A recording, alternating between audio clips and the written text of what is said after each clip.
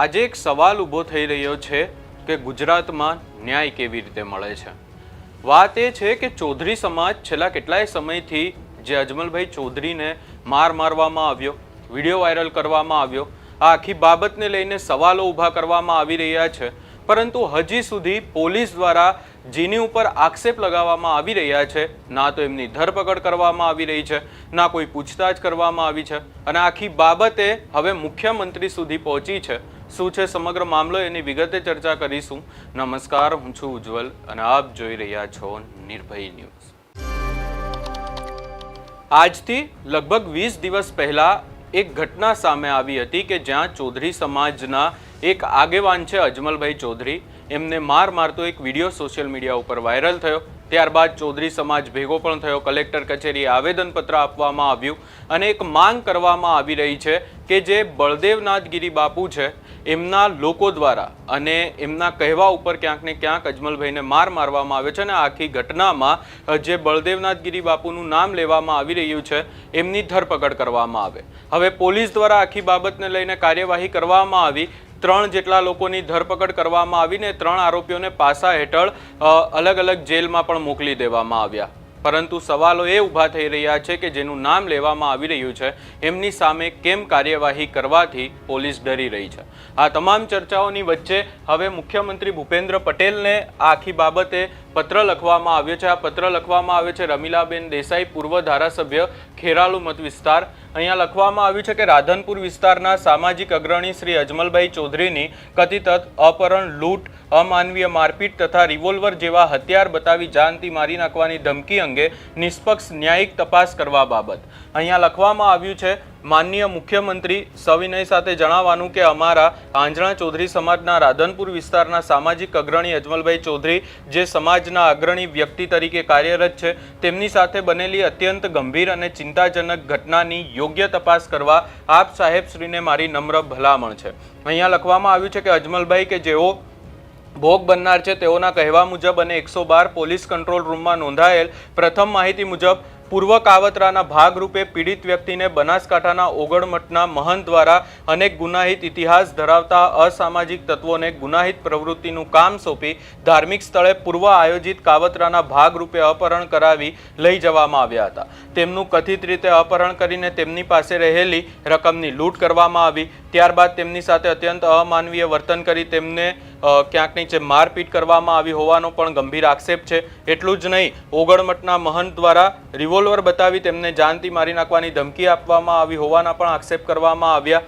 અહીંયા લખવામાં આવ્યું છે કે હિન્દુ સંસ્કૃતિ અને સભ્યતાના આસ્થાના કેન્દ્ર સમાન ધર્મની જગ્યામાં આ પ્રકારના જધન્ય કૃત્ય અને અપરાધ થાય એ ખૂબ જ ગંભીર અને દુઃખદ બાબત છે। આ સમગ્ર ઘટના માત્ર વ્યક્તિગત હિંસા કે લૂંટનો મામલો નથી, પરંતુ તેમાં પૂર્વ આયોજિત અપહરણ, લૂંટ, ગંભીર મારપીટ, માનવ ગૌરવનું હનન તથા હથિયારના બળે જાનથી મારી નાખવાની ધમકી જેવા ગંભીર ગુનાઓ સાથે ધાર્મિક અને આસ્થાના કેન્દ્ર સમા મઠમાં થયેલ અપરાધ પણ છે, જે ધર્મ અને સંસ્કૃતિને લાંછનરૂપ છે।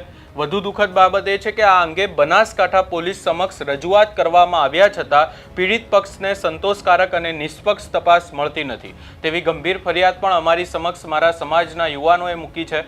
સ્થાનિક પોલીસ દ્વારા યોગ્ય અને સંપૂર્ણ તપાસ ન થવાને કારણે પીડિત વ્યક્તિ તથા તેમના પરિવારજનોમાં અને સમગ્ર આંજણા ચૌધરી સમાજમાં અસુરક્ષાની લાગણી ઊભી થઈ છે, જેના કારણે સમગ્ર સમાજ ગાંધીનગર તરફ કૂચ કરવા પ્રયાણ કરવા જઈ રહ્યો છે, જે રાજ્યની વ્યવસ્થા માટે પણ ગંભીર પ્રશ્ન નિર્માણ કરશે। સાથે જ આ પ્રકારના જો પ્રભાવશાળી વ્યક્તિઓની સંડોવણી અંગે કોઈ શંકા કરશે, સાથે જ આ પ્રકારના જો પ્રભાવશાળી વ્યક્તિઓ સંભાવનાને પણ નકારી શકાય નહીં। આથી માનનીય મુખ્યમંત્રી શ્રી સાહેબ, આપને મારી નમ્ર વિનંતી છે કે ઓગણમઠના મહંતનું તાત્કાલિક ધોરણે ફરિયાદમાં નામ દાખલ કરી ધરપકડ કરવામાં આવે। તપાસ સ્થાનિક પોલીસથી ઉપરના સ્તરની વિશેષ તપાસ ટીમ અથવા અન્ય યોગ્ય સ્વતંત્ર તપાસ એજન્સી દ્વારા કરવામાં આવે। ઘટના સ્થળ, મઠ, ધાર્મિક સ્થળ તથા અન્ય સંબંધિત સ્થળોના CCTV footage, mobile call recording, વાહનોની માહિતી, હથિયાર સંબંધિત પુરાવા તથા અન્ય તમામ ભૌતિક અને ઇલેક્ટ્રોનિક પુરાવા સુરક્ષિત કરવામાં આવે। પીડિત વ્યક્તિની સારવારના તમામ દસ્તાવેજો તપાસનો ભાગ બનાવવામાં આવે તથા તેમનું નિવેદન મેજિસ્ટ્રેટ સમક્ષ નોંધવામાં આવે. પીડિત તથા સાક્ષીઓની સુરક્ષા સુનિશ્ચિત કરવામાં આવે જેથી તેઓ કોઈ પણ પ્રકારના દબાણ, ધમકી કે પ્રભાવ વિના પોતાના નિવેદનો આપી શકે. અત્યાર સુધી પોલીસ દ્વારા કરવામાં આવેલી કાર્યવાહી, નોંધાયેલી ફરિયાદ અને તપાસની પ્રગતિને પણ ઉચ્ચ સ્તરે સમીક્ષા કરવામાં આવે.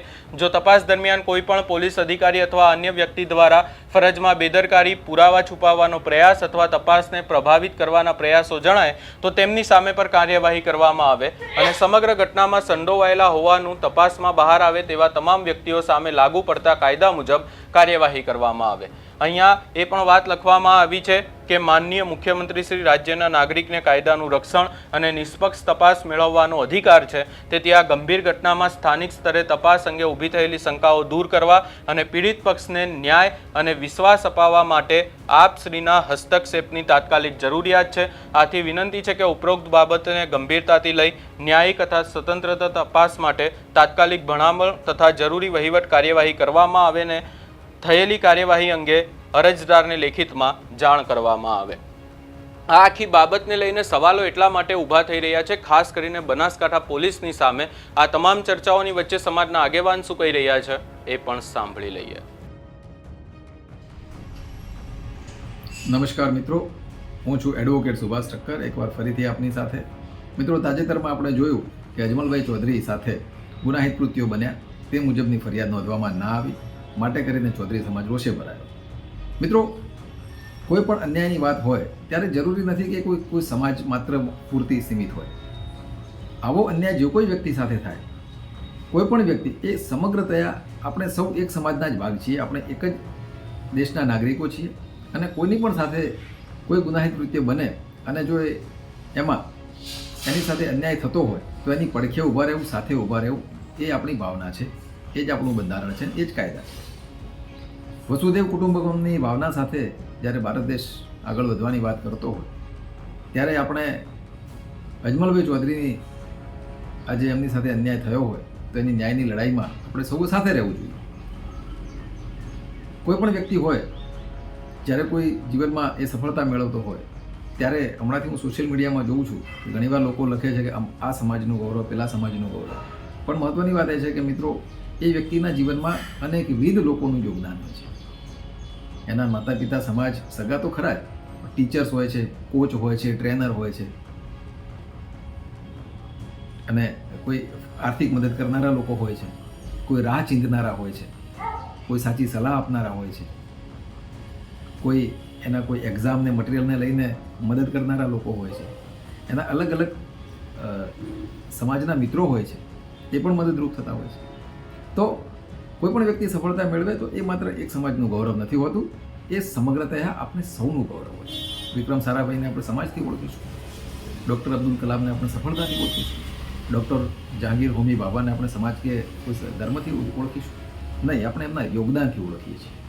તો આજે જે મુજબ મીડિયાના માધ્યમથી કે અજમલભાઈના પોતાના કોઈ વિડીયો અને સોશિયલ મીડિયામાં આરોપીઓ પોતે બનાવેલા વિડીયોને જોતા અજમલભાઈ સાથે જે ગુનાહિત કૃત્યો થયા એની ફરિયાદ નોંધવામાં ના આવતા ચૌધરી સમાજ રોષે ભરાયો. એસપીસીમાં રજૂઆત કરી, એસપીસીએ આશ્વાસન આપ્યું, પરંતુ હજુ સુધી મુખ્ય આરોપીની જેની ભૂમિકા જે દર્શાવવામાં કે જણાવવામાં આવી રહી છે એની ધરપકડ કરવામાં નથી આવી કે એનું નામ પણ કદાચ એફઆઈઆરમાં લેવામાં નથી આવ્યું. તો આ બાબત એ બિલકુલ યોગ્ય નથી.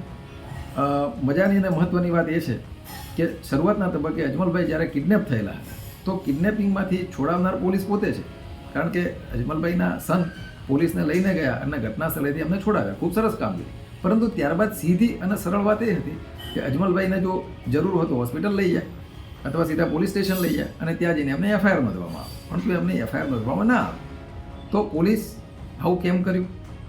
કોઈ રાજકીય નેતાના ઇશારે કર્યું? શા માટે ગુનાહિત કૃત્યો કરતા લોકોને છાવરવામાં આવી રહ્યા છે? સમજાતું નથી. ઘણીવાર આપણે જોઈએ છીએ કે જ્યારે પોલીસ જાહેરમાં કોઈ આરોપીઓની સાથે દંડાવાળી કરે છે ત્યારે ઘણા લોકો હરખાતા હોય છે અને ત્યારે એમ થતું કે પોલીસ બરાબર કરે છે, પણ મિત્રો ક્યારેય બરાબર નથી. બંધારણીય રીતે કાયદાની જોગવાઈ મુજબ આ સદંતર ખોટું છે. સજા આપવાની સત્તા એ કોર્ટને છે. બીજું કે પોલીસ જે કોઈ લોકોને આરોપી બનાવી જ લે છે એ ખરેખર એ ગુનામાં સંડોવાયેલા છે કે કેમ એ નક્કી કરવાની સત્તા પણ કોર્ટને છે. અને માટે જ આપણે પુરાવા, આધાર અને બધું જ જોઈને કોર્ટ એના ઉપર નિર્ણય લેતી હોય છે શાંત મને, સેન્ટિમેન્ટનો ભાગ બન્યા વગર. ખરેખર એ જ આપણું બંધારણ છે અને એ જ આપણી પ્રક્રિયા છે. પરંતુ આપણને શોર્ટકટ ગમે છે, જે યોગ્ય નથી.